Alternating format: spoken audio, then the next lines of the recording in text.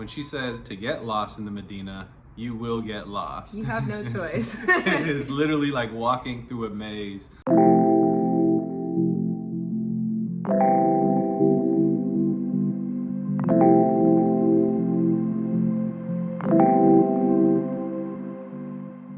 I'm Kai. And I'm Koyo. Welcome back to Life with the Lyles, where we've been documenting our journey over the past few months of our move out of the US to Morocco. If you've been keeping up with our channel, you've seen that we have been highlighting all of the things that go into considering moving abroad, including the apartment hunting aspect, some places we've enjoyed eating, and even the day-to-day routine of our new lives. So in this week's episode, we're gonna talk about some things to do if you're planning on moving or just visiting the city of Tangier. But before we get into that, remember to like, comment, and subscribe. Tangier is a very beautiful city located on the northwest coast of Africa, known as the Gibraltar Strait, right across from Spain. There's a lot of history in the city, along with a lot of things to do. So with that, we're gonna share some of the things that we've enjoyed doing since moving here. First up is Hercules Cave. Hercules Cave is located about 25 to 30 minutes away from city center, and it is right off the coast of the Atlantic Ocean side of Tangier. The cost to visit this particular landmark is 80 dirham, or about $8. Hercules Cave got its name because, according to legend, this is one of the places that Hercules had rested. When you arrive at Hercules Cave, you are immediately greeted by these different signs kind of explaining the story behind Hercules and his different escapades, which then lead you into a plaza. This plaza is filled with a ton of different merchants, some food spots. I think there may be a tea spot up there as well. But the one thing that you will definitely see when you walk there is the Atlantic Ocean. We went out on a Saturday, so there were a lot of people there. We were there about middle of the day. Mm-hmm. So we would definitely say, just keep in mind when you do go. I would ideally like to have less people there when I'm visiting, but it wasn't too bad. The cave is definitely a little bit more chilly than whatever the outside temperature is. So when we went in January, we definitely needed a jacket when we walked in. To be honest about this experience, it was a little bit overpriced for what we were able to see and do. I definitely thought it was gonna be a little bit more of a larger cave system, but really it was a short walk to the main viewing point, or the main attraction of the cave, which is where the ocean came into the cave. It was beautiful, it was very relaxing. It's a little bit airy. There's still a lot to kind of see and do and explore outside of the cave. But it's something to go and see and do once, been there, done that type of thing. When you do exit the cave, like we said, there is the Atlantic Ocean that is right there out of the plaza. And so there are stairs that you can go down, and you can kind of sit and observe people fishing, kids playing. There's even like a rock area that you can kind of sit on as well and just enjoy the view of the ocean and see the waves coming in. It's a beautiful beach there too. When it is summertime, we definitely plan to go back, name a beach at Chakar. Highly recommend seeing and going there. Next on the list is one of my favorite places to go, because I love the outdoors, is a place called Donabo Gardens. It's a botanical garden nestled in the hills of Tangier. This experience is only 50 dirham, or $5 US.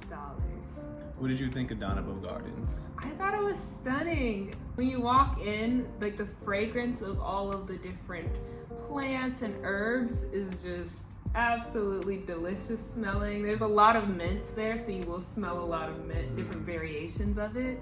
It was probably one of my favorite botanical gardens that I visited. When you're there, you definitely feel like you're in another country. Yeah. Because a lot of the plants that you do see are definitely not familiar to the ones that you may be used to seeing. Quill, he is like my personal Google. And so as we were walking around, I was like, do you know what this plant is? Do you know what this plant is? And he was like, I don't know these plants because I'm not familiar with them in the US. Like, they don't exist there.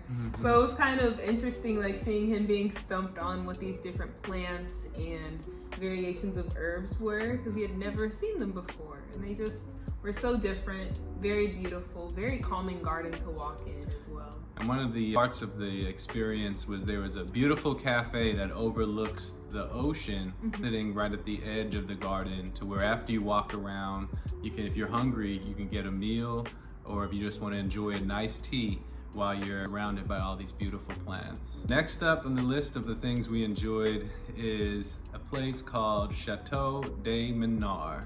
This location is about 20 minutes away from city center. When you do visit, make sure that you bring your walking shoes, because this is a little bit off the road. We took InDrive to get up there, and when the driver dropped us off, we still had to walk a bit of ways to get up the hill to the house or to the castle. So yeah, just prepare for that. The cost of this experience is free, but it is encouraged to tip the tour guide that is working within this castle. Chateau de Manard was built around 400 years ago by a wealthy person from Italy, and it was situated on a hill overlooking the Gibraltar Strait with beautiful, beautiful views. It was just amazing to see the attention to detail and the amount of history of this location.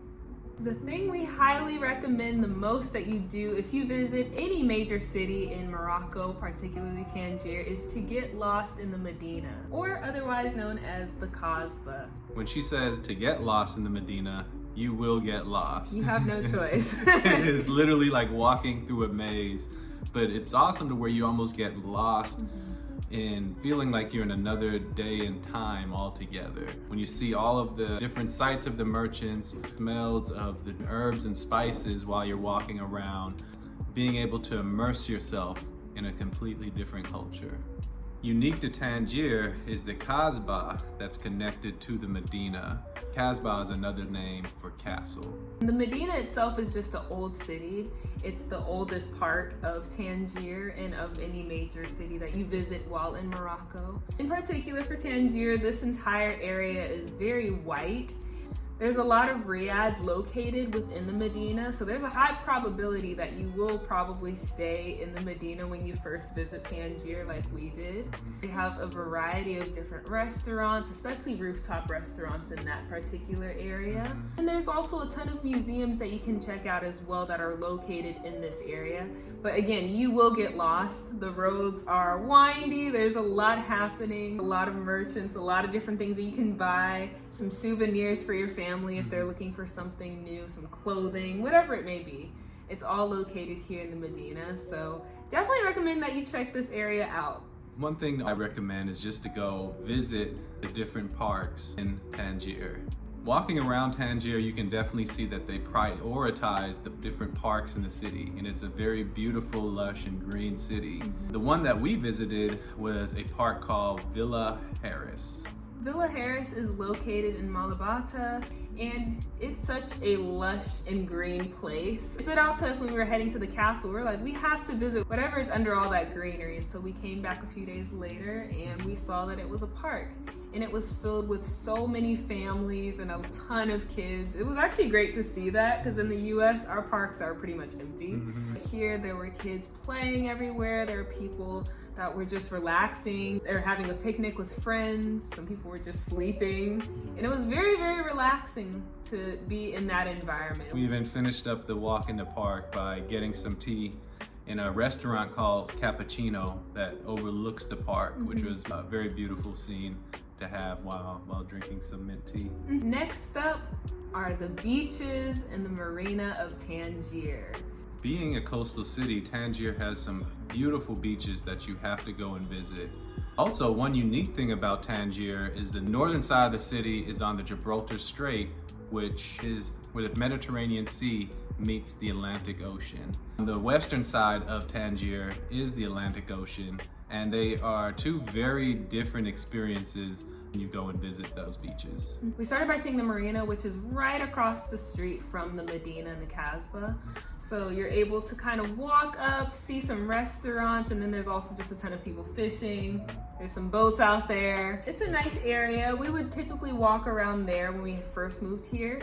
And then we moved further up towards the eastern part of Tangier, toward Malabata. This area of the beach was a lot more pristine and well kept. This is probably my favorite beach to see, just in terms of like the sunset that we were able to witness, because you're able to see the sun setting near the Medina.